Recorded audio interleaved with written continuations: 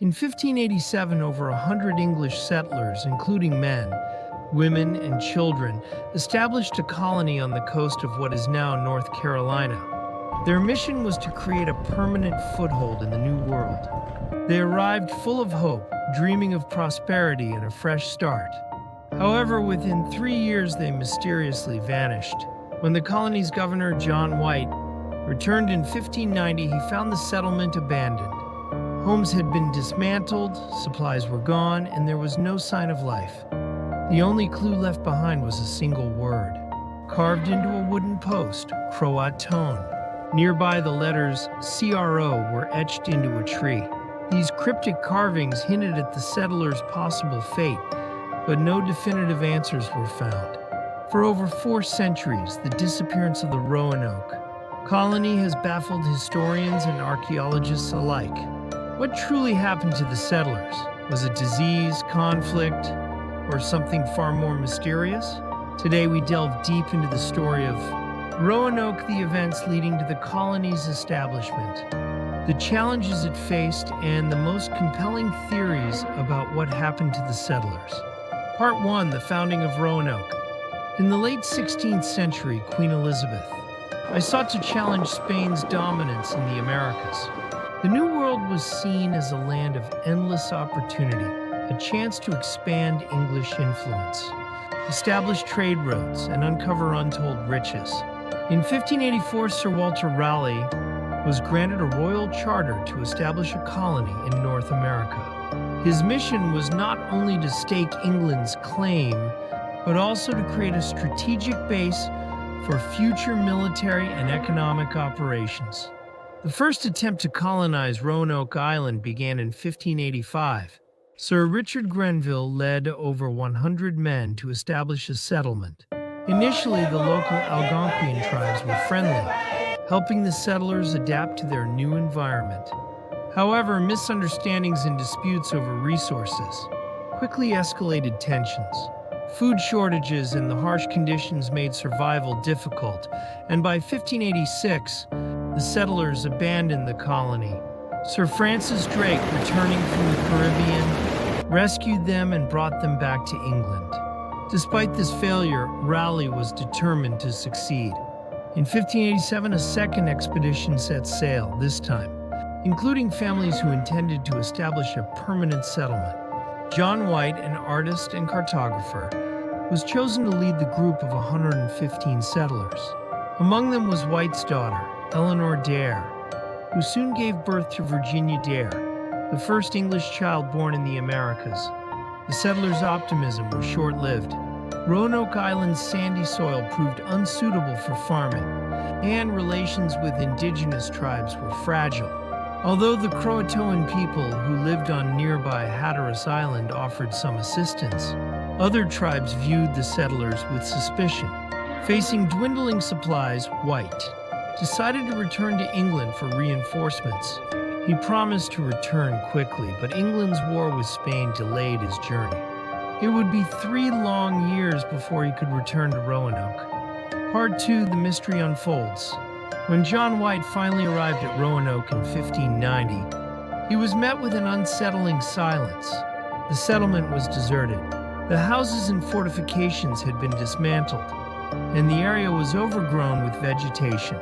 There was no sign of a struggle, no bodies, and no evidence of where the settlers had gone. White found 2 clues: the word Croatoan carved into a wooden post and the letters CRO etched into a tree. He had instructed the settlers to leave a sign indicating their destination, and Croatoan seemed to suggest they had moved to Croatoan Island, about 50 miles south.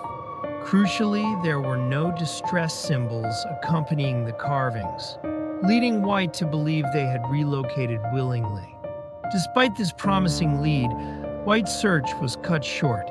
A sudden storm forced his crew to abandon their investigation, and they returned to England. White would never see his family again, and the fate of the settlers remained a mystery. Back in England, White's report fueled speculation. Raleigh funded expeditions to search for the settlers, but none were successful. The story of Roanoke grew into a symbol of the risks, and uncertainties of colonization. Part 3, exploring the theories. Over the centuries, many theories have emerged about what happened to the settlers. One of the earliest theories suggests they were attacked by hostile indigenous tribes. Relations with the Croatoan people, already strained from the first expedition, could have turned violent. However, no signs of conflict, such as graves or burnt structures, have been found on Roanoke Island. Another widely accepted theory is that the settlers sought refuge with the Croatoan people. Historical accounts describe indigenous groups with European features, suggesting intermarriage and assimilation. Archaeological discoveries on Hatteras Island, such as European tools and pottery, lend credibility to this idea.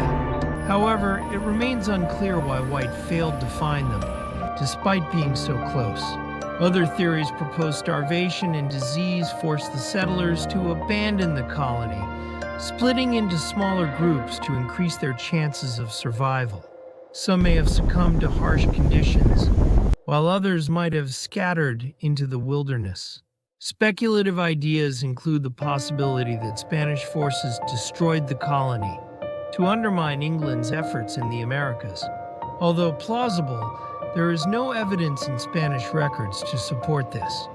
Fringe theories range from supernatural explanations such as curses or alien abduction to attempts by the settlers to sail back to England, only to be lost at sea. While these ideas captivate the imagination, they lack supporting evidence. The most likely explanation may be a combination of factors: disease, starvation, miscommunication, and assimilation with local tribes. Together, these forces could explain the disappearance of the settlers, without leaving a single definitive answer. Part 4, Legacy and Reflections. The mystery of Roanoke continues to inspire curiosity and debate. Modern archaeological discoveries, including tools, coins, and pottery on Roanoke and Hatteras Islands, hint at prolonged contact between the settlers and indigenous peoples. Advances in DNA testing may one day reveal whether descendants of the settlers live on through indigenous communities. Culturally, Roanoke has become a symbol of the unknown, inspiring countless works of fiction and speculation. The word Croatoan has appeared in literature, television, and even the writings of Edgar Allan Poe, adding to its mystique. The story of Roanoke reminds us of the challenges faced by early settlers and the fragility of human endeavors in the face of nature's power. It is a tale of resilience, risk, and the enduring allure of the unknown. As we ponder the fate of the Roanoke settlers, we are left with more questions than answers. But perhaps the true legacy of the lost colony lies not in solving its mystery, but in the fascination and imagination it continues to inspire.